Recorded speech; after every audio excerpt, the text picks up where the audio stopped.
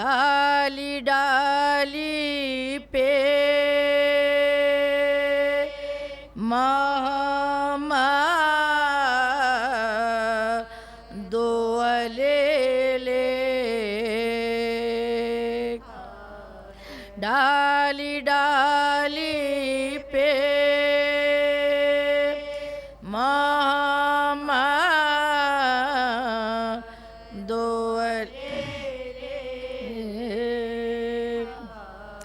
سبز پتوں پہ حسن اور کلی پر زہرا سرخ پھولوں پہ حسین نے علیہ سرخ پھولوں پہ حسین نے علیہ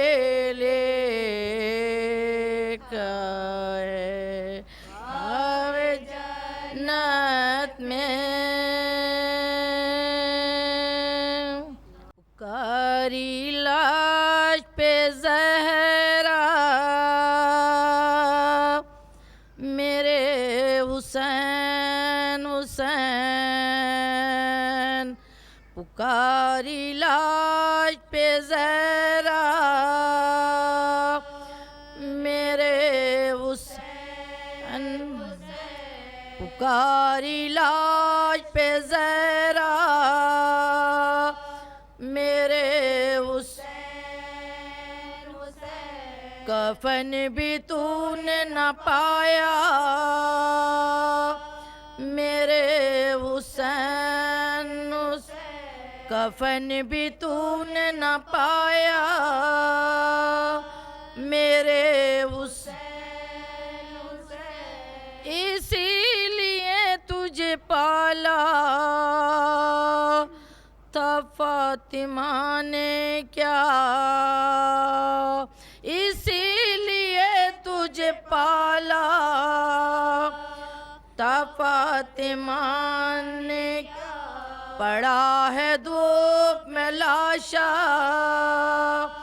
میرے حسین پڑا ہے دھوپ میں لاشا میرے حسین نشان گلے پہ گریباں کا شوق تھا مجھ کو نشان گلے پہ گریباں کا شوق تھا مجھ کو گلا وہ تیغ سے کاٹا میرے حسین گلا وہ تیغ سے کاٹا میرے بطول نے تمہیں پالا تھا پیس کر چکی بطول نے تمہیں پالا تھا پیس کر چکی فلک نے کیوں تمہیں پیسا میرے حسین حسین فلک نے کیوں تمہیں پیسا میرے حسین میرے غریب میرے فاقہ کش میرے پیاسے میرے غریب میرے فاقہ کش میرے پیاسے میرے شہید تمنا میرے حسین میرے شہید تمنا میرے حسین میں آئی ہوں تیرے رونے کو خلد سے بیٹا میں آئی ہوں تیرے رونے کو خلد سے بیٹا مجھے دے اٹھ کے دلاسا میرے حسین مجھے دے اٹھ کے دلاسا میرے حسین بسی ہے شام کی بستی مدینہ ویراں ہے بسی ہے شام کی بستی مدینہ ویراں ہے مزار ہے میرا سونا میرے حسین مزار ہے میرا سونا میرے حسین پکاری لاش پہ زہرا میرے حسین حسین آج شبیر پہ کیا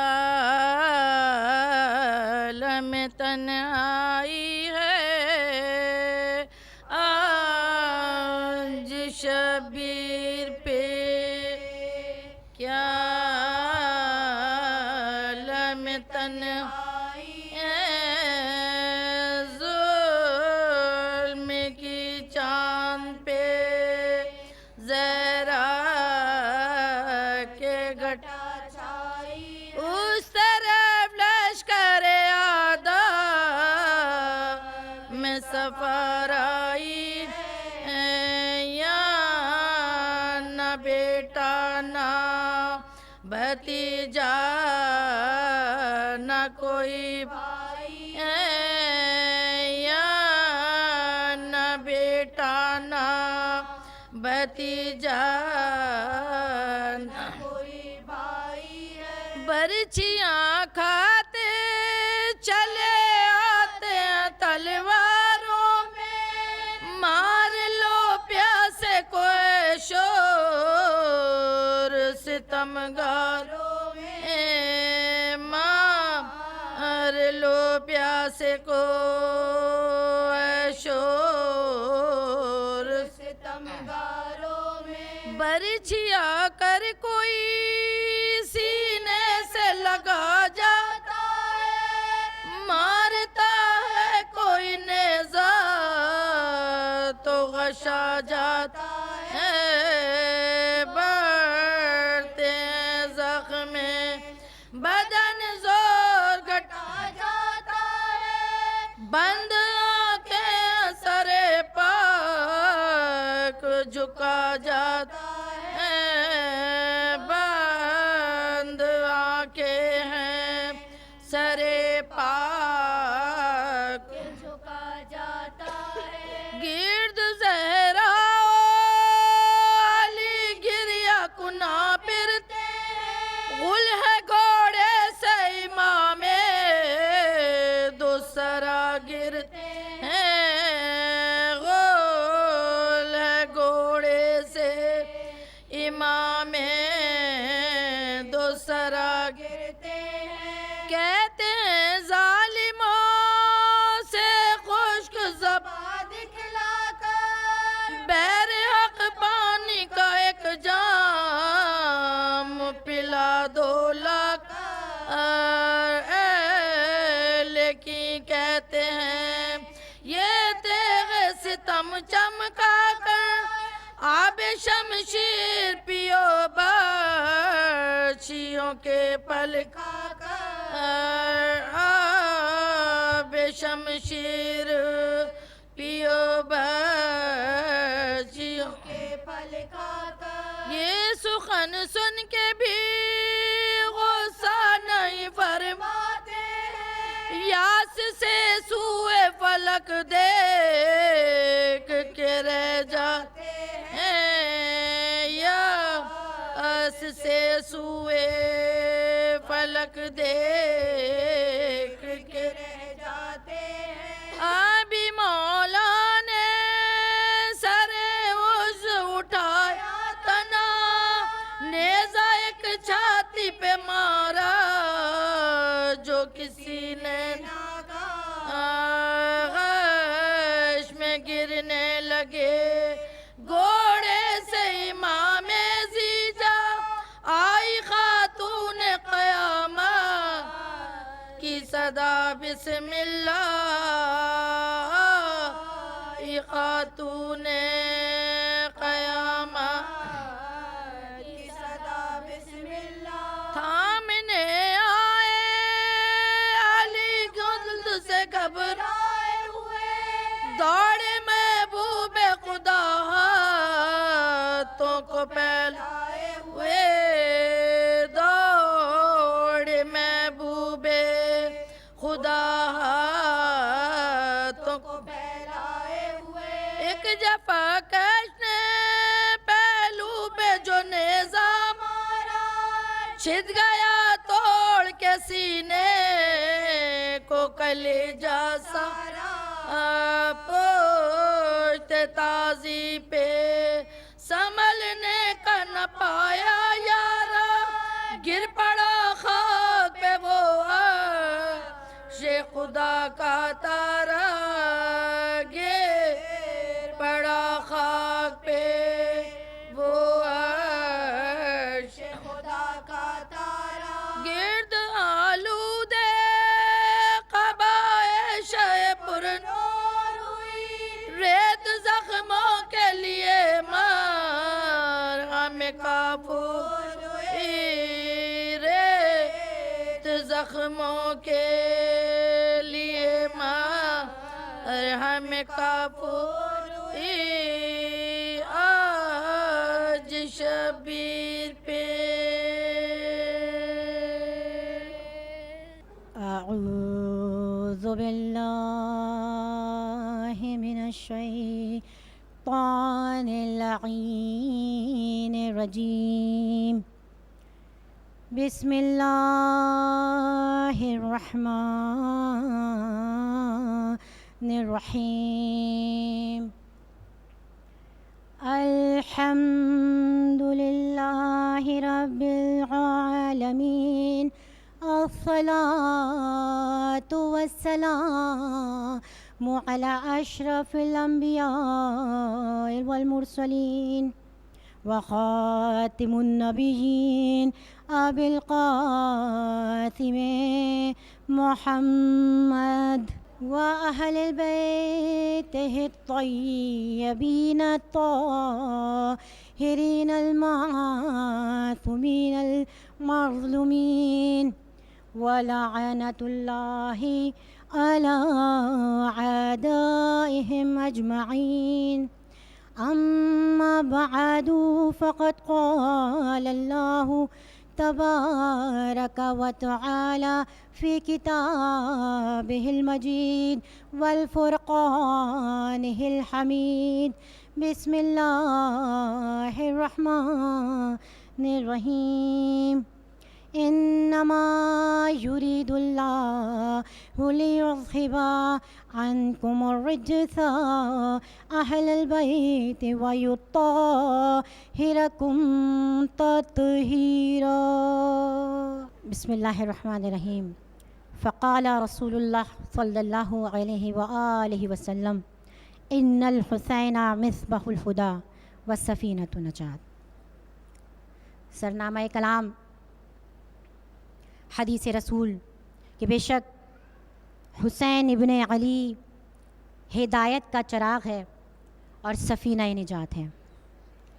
ولادت امام حسین علیہ السلام سے لے کر آج تک جو بھی صاحبان علم ہیں اور تابع قیامت تک آنے والے صاحبان علم کے لیے اگر کوئی نجات ہے تو وہ ذات امام حسین علیہ السلام میں ہے،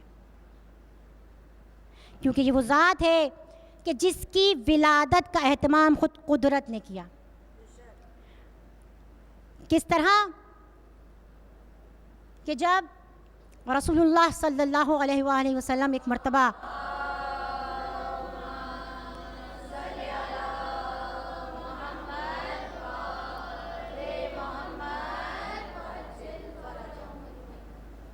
اپنے گھر میں موجود ہیں، کچھ لوگ آئے، اور وہ لوگ کون ہیں؟ وہ ام ایمن کے نیبرز ہیں۔ اور یہ ام ایمن کون ہیں؟ یہ ام ایمن وہ ہیں کہ جو رسول اللہ کی والدہ حضرت بی بی آمنہ کے ساتھ ان کی کنیز تھیں۔ وہ ام ایمن جسے رسول اللہ ماں کہا کرتے تھے، جس طرح امام حسین اور امام حسن جناب فضہ کو ماں کہتے تھے، اسی طرح رسول اللہ ام ایمن کو ماں کہا کرتے تھے۔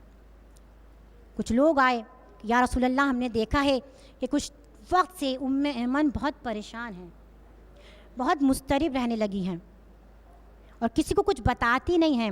دیکھیے، نیبرز کا حق دوسرے نیبر پر بہت ہوتا ہے۔ رسول اللہ کی حدیثوں کے مطابق اگر کوئی آپ کا پڑوسی ہے تو اس پہ آپ کا اتنا حق ہے کہ آپ کو معلوم ہونا چاہیے کہ آپ کا پڑوسی جو ہے وہ کس حال میں ہے۔ اور چونکہ رسول اللہ کا زمانہ موجود ہے، لوگوں پر دین کا علم ابھی تازہ ہے، حقوق جانتے ہیں، سمجھتے ہیں، اس لیے ام ایمن سے بے خبر نہیں تھے۔ آئے اور آ کر کہا کہ یا رسول اللہ آپ کی ماں، جنہیں آپ ماں کہتے ہیں، ہم دیکھ رہے ہیں کہ کچھ عرصے سے پریشان ہیں۔ رسول اللہ نے جب سنا کہ ام ایمن پریشان ہیں تو ایک مرتبہ رسول اللہ پہنچے ام ایمن کے گھر اور جا کر کہا کہ اے ماں، یہ بتائیے کہ آپ پریشان کیوں ہیں؟ اب ہوتا ہے نا کہ جب اولاد والدین کے پاس آتی ہے تو جو پریشانی ہوتی ہے تو والدین اسے بیان کرتے ہیں، لیکن ام ایمن خاموش ہیں۔ رسول اللہ پوچھ رہے ہیں لیکن ام ایمن بتانا نہیں چاہ رہی کہ اتنے میں رسول اللہ نے ام ایمن کی طرف دیکھ کر کہا کہ آپ جس وجہ سے پریشان ہیں وہ پریشانی کی وجہ نہیں ہے، بلکہ وہ خوشخبری ہے جس وجہ سے آپ پریشان ہیں۔ اب جب یہ چیز سنی، یہ بات سنی کہ جس وجہ سے میں پریشان ہوں، کیونکہ رسول ہے، علم غیب سے واقف ہوتے ہیں، علم لدنی کے مالک ہوتے ہیں، کہا جب رسول کہہ رہے ہیں کہ یقیناً جس وجہ سے میں پریشان ہوں وہ پریشانی کی باعث نہیں ہے بلکہ وہ تو خوشی کا باعث ہے، تو اب کچھ ہمت بنی، کچھ حوصلہ پیدا ہوا۔ کہا کہ بیٹا، میں نے خواب دیکھا اور بڑا عجیب خواب ہے جس کے بعد میں بہت پریشان ہو گئی۔ کہا آپ اپنے خواب کو بیان کیجئے۔ ام ایمن کہتی ہیں کہ رسول اللہ، میں نے یہ دیکھا کہ میں بیٹھی ہوئی ہوں، آپ میرے قریب سے گزر رہے ہیں کہ اتنے میں آپ کے جسم کا ایک ٹکڑا کٹ کے میرے گود میں آ کر گر گیا۔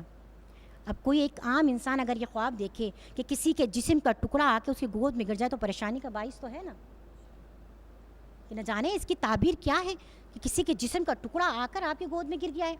تو ام ایمن پریشان ہے کہ یا رسول اللہ، میں پریشان ہوں کہ آپ کے جسم کا ایک ٹکڑا میری گود میں آ کر گر گیا۔ تو ایک مرتبہ مسکرا کر رسول اللہ نے ام ایمن کو دیکھا، کہا یہ پریشانی کا باعث نہیں ہے بلکہ خدا نے آپ کو خوشخبری دی ہے۔ وہ خوشخبری یہ ہے کہ میری بیٹی فاطمہ کے گھر دوسرا بیٹا پیدا ہونے والا ہے جس کا نام حسین ابن علی ہوگا، جو آپ کی گود میں پروان چڑھے گا۔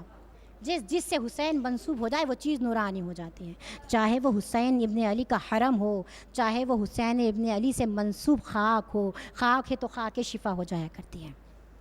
کون حسین ابن علی؟ جو حاجتوں کو قبول کرنے والا ہے۔ کون حسین ابن علی؟ جو انسانیت کی نجات کا سبب ہے۔ یہی حسین ابن علی جو ہمیں دین کے علم کو حاصل کرنے کا سبق دیتا ہے۔ کیا سیرت امام حسین ابن علیہ السلام کی؟ دیکھیے، ہم یہ سنتے ہیں نا کہ آئمہ علیہ السلام جو ہیں وہ بہت سخی ہوا کرتے تھے، کریم ہوا کرتے تھے، سوالی کو اس کی حیثیت سے زیادہ بڑھ کر عطا کیا کرتے تھے۔ نہیں عزیزداروں، ہر واقعے کے پیچھے ایک علم ہوتا ہے، ایک سبق، ایک لیسن ہوتا ہے جو آئمہ ہمیں دیتے ہیں۔ وہ سبق کیا ہوتا ہے؟ ایک مرتبہ ایک عربی مدینے میں داخل ہوا اور مدینے میں امام حسین کا پتہ پوچھتا ہوا آیا اور امام حسین کے گھر تک پہنچ گیا۔ اور جب امام حسین کے گھر کے پاس پہنچا اور امام حسین سے جب اس کی ملاقات ہوئی، ایک مرتبہ کہا کہ مولا، میں بہت بڑی مشکل میں ہوں، بہت بڑی مشکل میں، یہ سمجھ لیجئے کہ زندگی اور موت کا مسئلہ ہے۔ کہا اچھا، مسئلہ کیا ہے؟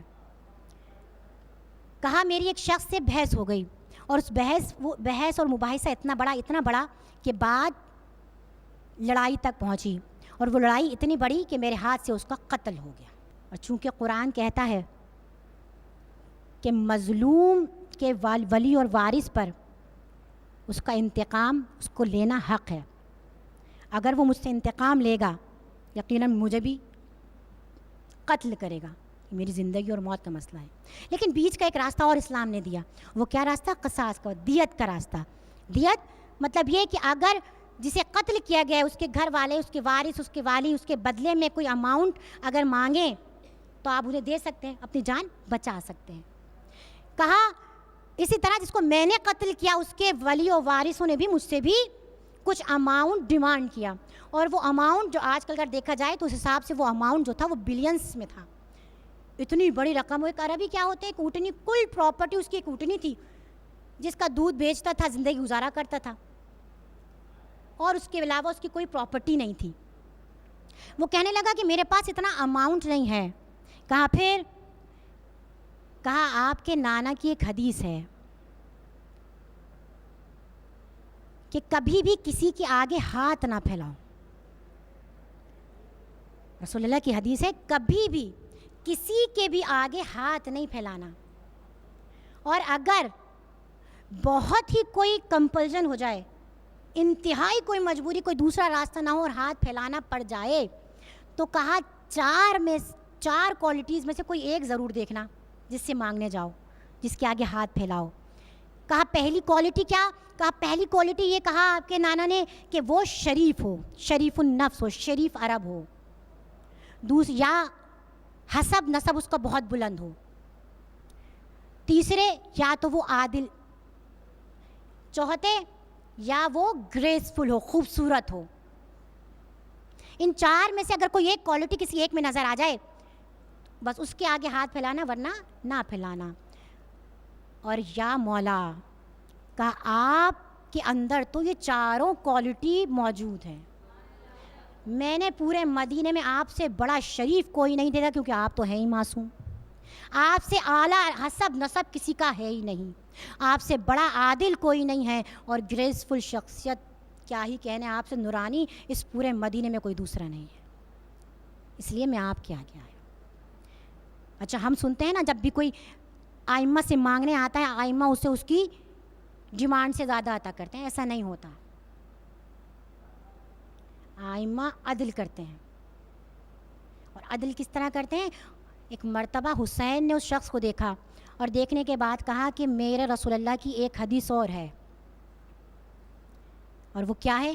کہا المعروف بقدر معرفہ, کہ جب کسی کے ساتھ نیکی کرو تو پہلے یہ دیکھ لو کہ اس کے اندر دین کی نالج کتنی ہے.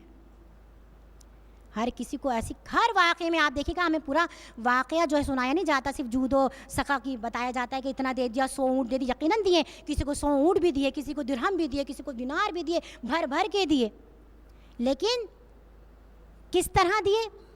اس اصول کو مد نظر رکھتے ہوئے, المعرف بقدر معرفہ, کہ اس کے اندر دین کی سمجھ کتنی ہے, دین کی نالج کتنی ہے. مولانا نے اس سے کہا میں تجھ سے 3 سوال کروں گا, تینوں میں سے اگر تو نے تینوں کے جواب دے دیے تو تیری جتنی ڈیمانڈ ہے تجھے پورا عطا کر دیا جائے گا, اور اگر 3 میں سے 2 کے صحیح جواب دیے تو تجھے ہاف عطا کیا جائے گا, اور اگر 1 کا جواب صحیح دیا تو تجھے 1/3 دیا جائے گا. یہاں پر امام حسین بتانا یہ چاہ رہے ہیں کہ رسول نے کہا کہ ہر شخص کو اتنا عطا کیا جائے جتنی اس کی معرفت ہے, جتنی اس کے دین کی سمجھ ہے.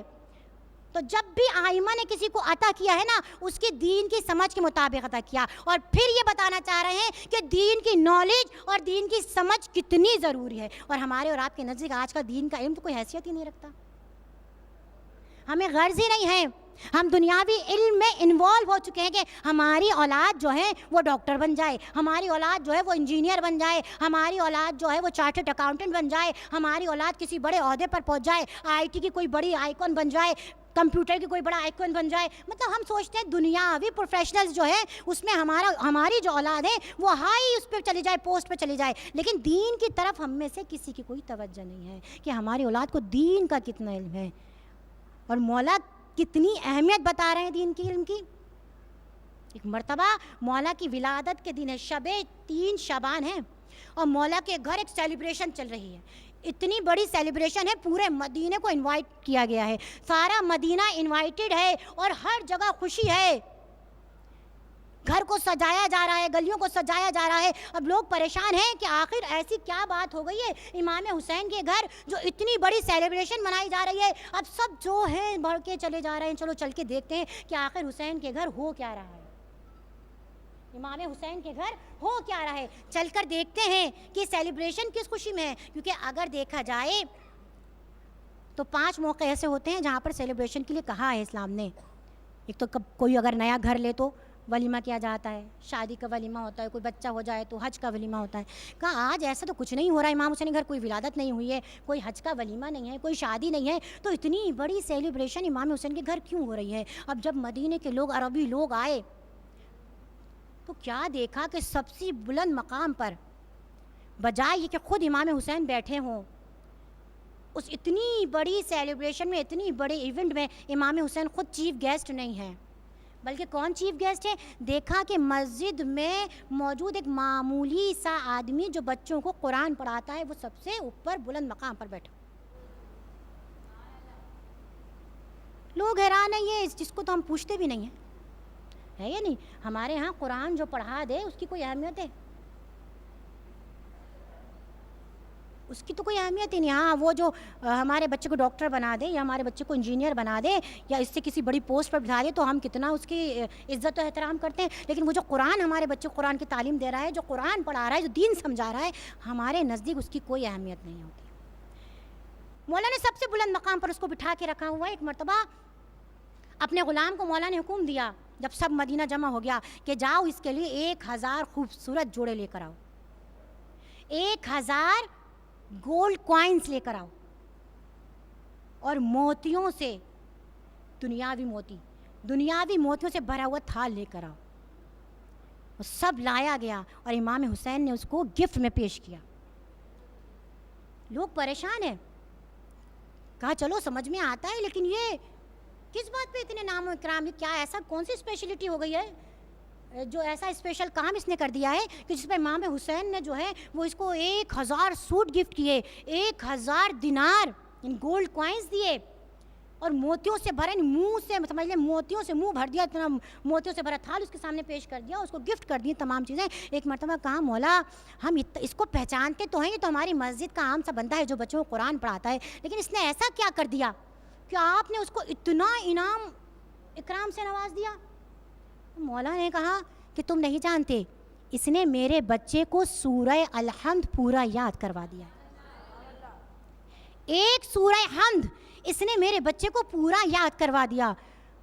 اب مدینے والے اور پریشان, کہا مولا ایک الحمد یاد کروا دیا, چلے اتنا تو سمجھ میں آتا ہے, لیکن اس پر ایک الحمد یاد کروانے پر آپ نے اس کو اتنے تحفہ اور انعام دے دیے, 1000 سوٹ اس کو دے دیے, 1000 دینار اس کو دے دیے, وہ موتیوں سے بھرا ہوا تھال اس کو پیش کر دیا. اب یہاں پر ایک سبق اور مولا نے دیا, کہا یہ جو میرے بچے کو اس نے سورہ الحمد یاد کروائی ہے, اور اس کے بدلے جو میں نے اس کو یہ 1000 سوٹ, یہ 1000 دینار, یہ موتیوں سے بھرا تھال دیا ہے نا, تو میں نے اس کا حق ادا نہیں کیا, یہ بھی اس کا حق ادا نہیں ہوا. کہا کیوں؟ دلیل دی مولا نے. کہا اس لیے کہ یہ جو جتنی بھی مال و دولت ہے کتنی چلے گی, 50 ایئرس, 70 ایئرس, 100 ایئرس. کہا اس کے بعد کیا ہوگا, یہ سب مال دنیا ختم ہو جائے گا, لیکن اس نے جو میرے بچے کو دے دیا, اس کی دنیا میں بھی کام آئے گا, اس کی قبر میں بھی کام آئے گا, اس کی آخرت میں بھی کام آئے گا, اور اس کے جنت میں لے جانے کا سبب بنے گا. اور ایک درس اور دیا مولا نے. وہ کیا درس دیا؟ کہ اپنے بچوں کو دین کی تعلیم کے لیے باہر نکالو. کیا ایسا نہیں تھا امام حسین خود اپنے بچے کو تعلیم نہیں دے سکتے تھے؟ انسان کیا سوچتا ہے, بیسٹ سے بیسٹ ٹیچر اپنے بچے کو دے, اور امام سے بڑا بیسٹ ٹیچر کوئی ہو سکتا تھا؟ تو امام نے کیوں مسجد میں اپنے بچے کو بھیجا؟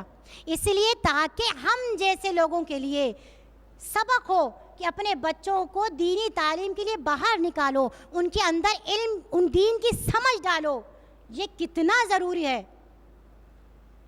یہ درس دیا مولا حسین نے. یہ میرا مولا جس کی سیرت اور فضائل جتنے بیان کیے جائیں, زندگی گزر جائے, لیکن حسین کی ذات پہ فضائل مکمل نہیں ہو سکتے. یہ وہ ذات ہے کہ جو ہمیں بخشوانے کا سبب ہے. یہ وہ ذات ہے کہ اگر کسی کی کوئی حاجت پوری نہ ہو رہی ہو, کوئی پریشانی حل نہ ہو رہی ہو, گارنٹیڈ ذات امام حسین وہ ذات ہے کہ ہر حاجت کو قبول کرنے والی. ہر پریشانی اس در حسین سے دور ہو جایا کرتی.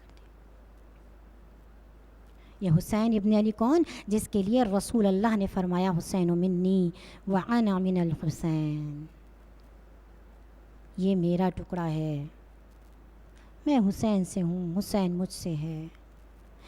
جگہ جگہ حسین کو پہچانوایا. کبھی ممبر پر بیٹھے ہوئے خطبہ دے رہے ہوں اور حسین الجھ کر گرنے لگے تو خطبہ چھوڑ کر حسین کو گود میں بٹھایا تاکہ دنیا یہ دیکھ لے کہ حسین کیا ہیں. کبھی کاندھوں پر بٹھا کر حسین کو مدینے کی گلیوں میں لے کر چلے تاکہ دنیا دیکھ لے حسین کی ذات کیا ہے. کبھی سجدے کو طول دے کر بتا دیا کہ دنیا دیکھ لے کہ حسین کیا ہے. اور یہی حسین ہے عزاداروں 60 ہجری میں. یہ جو حسین ہے نا، جس نے آج تک اور قیامت تک کی نمازوں کو بچا لیا. جب پوچھا گیا نا امام زین العابدین سے کہ مولا یہ بتائیے کہ آپ کے بابا نے جو شہادت دی ہے، جو جہاد کربلا میں کیا، اس میں ان کو کامیابی حاصل ہوئی یا ناکامی؟ اول تو یہ سوال ہی غلط تھا، لیکن چونکہ آئمہ جس کا جتنا ظرف ہوتا ہے نا اس کو اتنے ہی جواب دیا کرتے. مولا نے کہا سن، تا قیامت تک اگر کوئی ایک نماز بھی باقی رہے تو سمجھ لینا میرا بابا جیت گیا. اگر حسین کی ذات نہ ہوتی، نہ یہ مسجدیں ہوتی، نہ نماز ہوتی، نہ نمازی ہوتے. حسین نے پورا گھر قربان کر دیا، توحید کو بچا لیا. میرا گھر تباہ ہو جائے، میرا علی اکبر چلا جائے، میرا عباس شہید ہو جائے، میرا علی اصغر شہید ہو جائے، اگر رہ جائے تو فقط اللہ اکبر کی صدا رہ جائے، میرے نانا کا دین بچ جائے. 60 ہجری میں حسین نے سفر شروع کیا اور 61 ہجری میں 10 محرم کو حسین نے شہادتیں دینا شروع کی. اور جب ساری شہادتیں دے چکے، عزیز و اقربا شہید ہو چکے، بیٹے بھتیجے بھانجے سب راہ خدا میں دے چکے، تنہا حسین رہ گیا. جب میرا حسین تنہا رہ گیا، کمر جھک چکی ہے، آنکھوں کی بینائی علی اکبر نے لے لی، کمر عباس کے جانے سے ٹوٹ چکی ہے. ایک مرتبہ خیمے کے نزدیک آ کر آواز دی، اے زینب میرا آخری سلام لے لو، اے ام لیلا، اے ام کلثوم، اے ام روام، اے بانو میرا آخری سلام لے لو کہ اب حسین کی آخری رخصت ہے، پھر حسین تم سے نہ مل سکے گا. حسین سارے گھر کو زینب کے حوالے کر کے چلے. اور ایک مرتبہ جب باہر آئے، شہیدوں کے لاشوں کے درمیان کھڑے ہوئے، آج حسین کو سوار کرنے والا کوئی نظر نہیں آتا. ایک مرتبہ شہیدوں کی طرف نظر کی، کبھی عباس کو آواز دی، عباس بھائی اتنا تنہا ہو گیا کہ آج حسین کو سوار کرنے والا کوئی نہیں تھا. ارے کل جو میری ایک آواز پہ لبیک کہا کرتے تھے، آج حسین آوازیں دے دے کے تھک گیا. لاشوں سے آوازیں آنے لگی، مولا اگر ایسی پھر ہمیں 70 دفعہ جگایا جائے، 70 دفعہ اٹھایا جائے، ہماری ایسی زندگیاں پھر آپ پر قربان ہو جائے. ارے بھائی کی بے بسی دیکھ کر زینب نے خیمے سے آواز دی، بھیا تو تنہا تو نہیں ہے، ابھی زینب ہے، یہ زینب تجھے سوار کرائے گی. حسین سوار ہو گئے، میدان کی جانب چلے. بس مصائب کے آخری جملے. ایک مرتبہ جب حسین گھوڑے سے زمین پر آئے اور سجدے کے لیے سر کو جھکایا تو راوی بیان کرتے ہیں کہ جس حالت میں حسین زمین پر آئے، جسم پر اتنے تیر تھے کہ حسین کا لاشا نہ زمین پر تھا نہ زمین پر تھا. شمر سینے پہ سوار ہو گیا اور چاہا کہ حسین की गर्दन को जुदा कर दे। कुंद खंजर लेकर जैसे ही चढ़ा और चाहा गर्दन को जुदा करे, एक मर्तबा ज़ैनब तड़प गई। अरे खेमे के दर से आवाज़ आने लगी, ए शिम्र मेरी माँ ने बड़े नाजों से पाला है, ए शिम्र मेरी माँ ने चक्कियाँ पीस पीस कर पाला, ए शिम्र तुझे नाना रसूल का वास्ता, मेरे माँ जाए को छोड़ दे। अरे इतने में सर हुसैन बुलंद हुआ, ए ज़ैनब। अरे सादात की मस्तूरात खेमे से बाहर नहीं आती, ए ज़ैनब खेमे में चली जा, अरे अभी हुसैन तो जिंदा है। ज़ैनब ने खेमे में कदम रखा, करबला का मंजर तब्दील हुआ, सियाह अंधियाँ चलने लगी, सूरज को गिरहन लग गया, घबरा कर बहन ने भतीजे को जगाया, सज्जाद जल्दी से उठो, अरे मेरा भाई अशकिया में गिर गया। सज्जाद उठे, अरे टूटा हुआ सा संभाला। मेरे मौला ने एक मर्तबा जैसे ही खेमे के पर्दे को हटाया, खुदा किसी बेटे को बाप की ये हालत ना दिखाए। सर बुलंद हुआ नेज़े पर, अरे ज़ैनुल आबिदीन ने एक मर्तबा देखा, अम्मा ए फूफी अम्मा, अरे आज मैं यतीम हो गया, अम्मा बाबा शहीद हो गए, अरे बाबा का सर नेज़े पे बुलंद। खुदा के नाम पर मांगी तो ज़ैनब ने रिदा मांगी, खुदा के नाम पर मांगी